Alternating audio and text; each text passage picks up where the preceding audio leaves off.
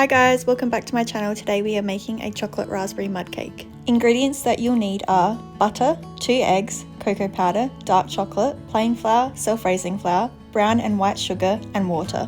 All quantities are listed in the description box below. To begin, we are going to place our water, dark chocolate and butter in a large mixing bowl. We are going to melt this all together in the microwave. Alternatively, if you don't have a microwave, you can melt this in a saucepan over the stove. Another medium-sized mixing bowl, we're going to place both brown and white sugars, both flours and cocoa powder and give that a quick mix. Once those ingredients are melted, we're going to whisk them all together so that the melted chocolate and the wet ingredients are well incorporated. Now we are going to grab our medium-sized bowl back with the dry ingredients to start mixing the wet and dry together. At this stage, we're going to mix the wet ingredients slowly into the dry in about 3 to 4 parts to ensure that there are no lumps of flour or sugar in the batter. Once we have added the last addition of the wet ingredients and it is well combined with the dry, we are going to add in the eggs. The dark chocolate batter is ready to bake. The day of filming I was baking one 7-inch round cake and one 4-inch round cake, but the recipe in the description box below is enough for 2 6-inch round cakes. For my cakes, I weigh how much batter I put in my tins. For this 7-inch round, I needed 1100 grams of batter. Once weighed off, I cover my tins with foil before baking. This stops my mud cakes from getting a hard crust when baking, as I'm essentially steaming my cakes from having them covered with the foil.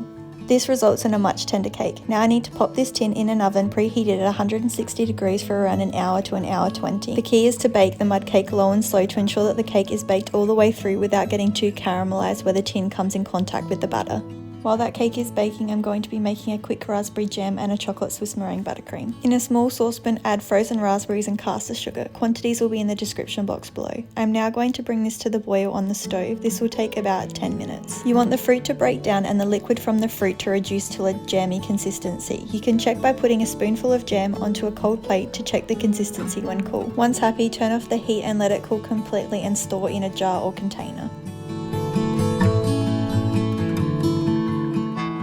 Now for the Swiss meringue buttercream. You'll need egg whites, butter, caster sugar and dark chocolate. Quantities are in the description box below. In the bowl for my stand mixer, I pour in the egg whites and caster sugar, giving those a quick whisk together. Now I'm going to heat these egg whites gently over a double boiler. I have a saucepan full of water that has come to a boil. I've turned off the heat and placed my bowl on top of the saucepan to allow the steam from the boiling water to help cook the egg whites and dissolve the sugar. While over the water, I'm going to constantly whisk the egg whites. The egg whites will become very foamy. To check, rub some of the egg white mixture between your fingers to ensure that you don't feel any sugar and the mixture is warm. You can also check the temperature with a thermometer. Once the sugar is dissolved and the egg whites are between 50 and 60 degrees, you can remove the bowl and place that on the stand mixer. I'm going to whisk this mixture on high. I have softened my butter in the microwave to make the emulsification of the butter and meringue easier, and it doesn't look like it's split to different temperatures from cold butter and warm meringue. I want to whip the meringue until stiff peaks and that it has cooled down. Touch the bowl to check the temperature of the meringue while whipping. Once happy, you can add the butter in chunks. Due to being similar consistencies, you can do this quite quickly. Don't panic at this stage, as the meringue will look like it deflates straight away. Keep whipping and add all the butter in and it will all come together suddenly. Make sure to stop the mixer and scrape down the bowl. Once the buttercream has come together, I have melted the dark chocolate in the microwave and am now adding it straight to the buttercream and again whipping the buttercream. Scrape down the bowl again. Once all incorporated, the buttercream is ready.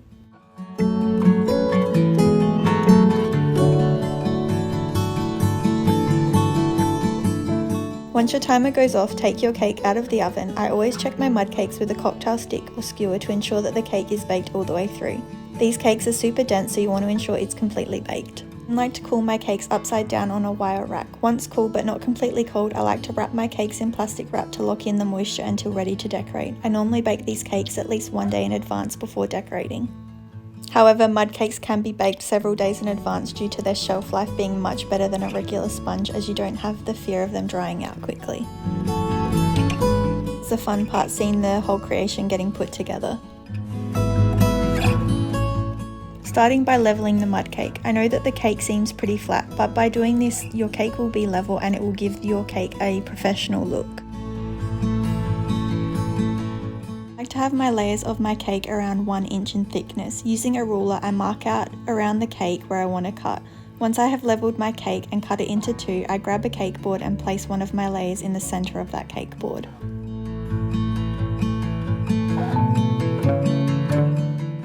I'm now going to add the chocolate Swiss meringue buttercream that I made earlier, using my spatula to spread that out around the cake. Once the buttercream is level, I'm going to create a well in the center of the cake and a dam on the outer edge. Once I'm happy with the amount of buttercream that has been removed from the center well, I'm going to fill this with the raspberry jam that I made earlier.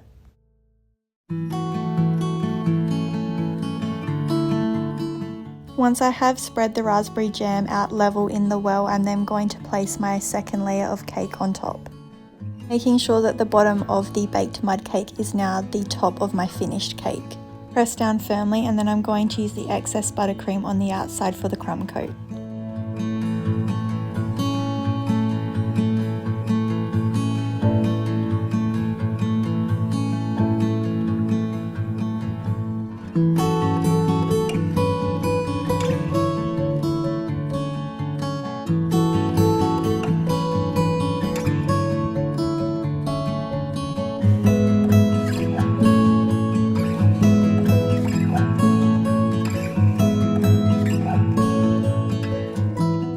This only needs to be a super thin layer of buttercream to lock in the crumbs. It doesn't need to be perfect. Once happy with the crumb coat, I put this in the fridge for 30 minutes to set. Now for the final layer of buttercream. As always, I like to start at the top of the cake, smooth that out first, and then push all the excess buttercream down the sides.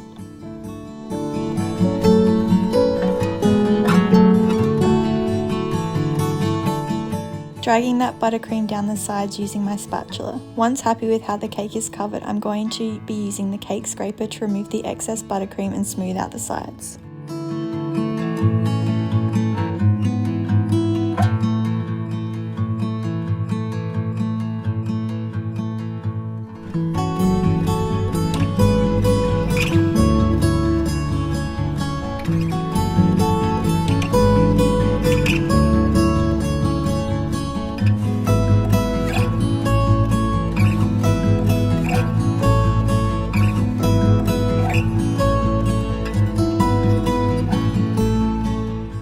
Now taking off the lip of buttercream at the top of the cake with my offset spatula, I then smooth the top.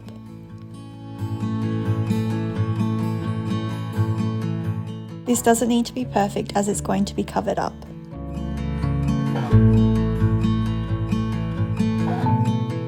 In a large piping bag with a large open star tip, I'm going to pipe 12 single rosettes around the edge of the cake, making sure that the rosettes are touching. Once the rosettes are complete, I'm going to spread the leftover raspberry jam in the center.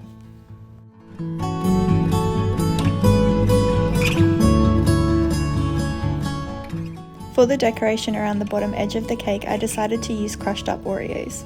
I just removed the cream filling and then placed the Oreos in a Ziploc bag and hit them with a rolling pin. Then transferred the crumbs into a bowl and using my hands to press the crumbs into the bottom of the cake.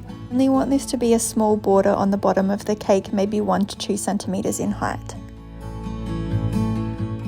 After tapping off most of the excess Oreo crumbs around the board, I'm just going to tidy up the edge by running my spatula around the crumbs, pushing any loose ones into the buttercream and removing the excess off the cake board.